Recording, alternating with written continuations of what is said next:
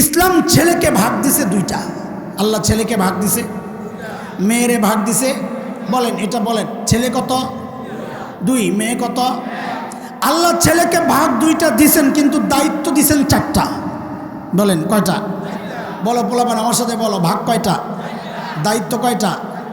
আল্লাহ মেয়েকে ভাগ দিছেন একটা। দায়িত্ব আমি যেভাবে বলি ওইভাবে বলবা, তো সংশয়বাদীদের দিল থেকে সংশয় একদম নিচে দিয়ে পড়ে দেবো। বলো ভাগ কয়টা? দায়িত্ব জিরো। আমি যেমনি বলছি ধাক্কা দিয়া জোরে চিৎকার দিয়া, ভাগ কয়টা?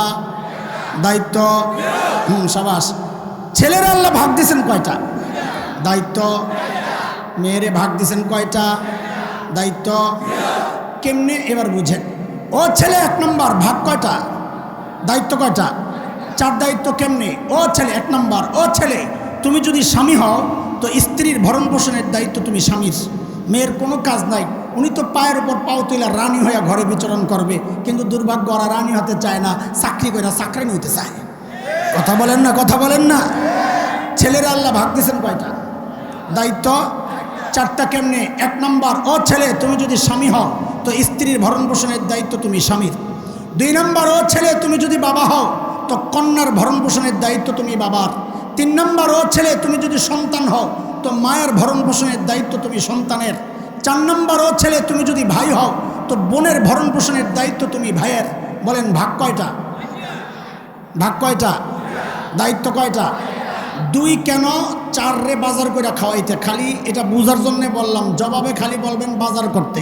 বলেন 2 কেন? ছেলেরে 2 দিছে কেন? কয় গ্রুপের জন্যে? হ্যাঁ ঠিক আছে, জবাবটা সংক্ষেপে দেন। বলেন ছেলের ভাগ কয়টা? কি জন্যে? জোরে বলেন, জোরে বলেন। আল্লাহ মেয়েরে ভাগ দিছেন কয়টা? দায়িত্ব 0। মেয়ে তুমি যদি স্ত্রী হও তোমার ভরণ পোষণের দায়িত্ব তোমার স্বামীর। 2 নম্বর, ও মেয়ে তুমি যদি কন্যা হও তো তোমার ভরণ পোষণের দায়িত্ব তোমার বাবার। 3 নম্বর, ও মেয়ে তুমি যদি মা হও তোমার ভরণ পোষণের দায়িত্ব তোমার ছেলের। 4 নম্বর, ও মেয়ে তুমি যদি বোন হও তোমার ভরণ পোষণের দায়িত্ব তোমার ভাইয়ের। বলেন ভাগ কয়টা? দায়িত্ব কয়টা?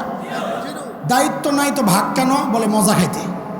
বলেন না, বুঝেন নাই কথা? কি জন্যে? বলেন কি জন্যে? ছেলে কত? কি জন্যে? আরে বলেন না, ছেলে কত? কি জন্যে? মেয়ে কত? কি জন্যে? আরে কি জন্যে?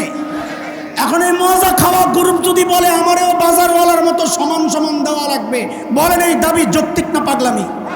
আরো জোরে বলেন, ইসলামের বিধান যৌক্তিক কিনা? ইসলামের সমস্ত বিধান যৌক্তিক। যুক্তি বুঝি না সেই মাথা আমার নাই।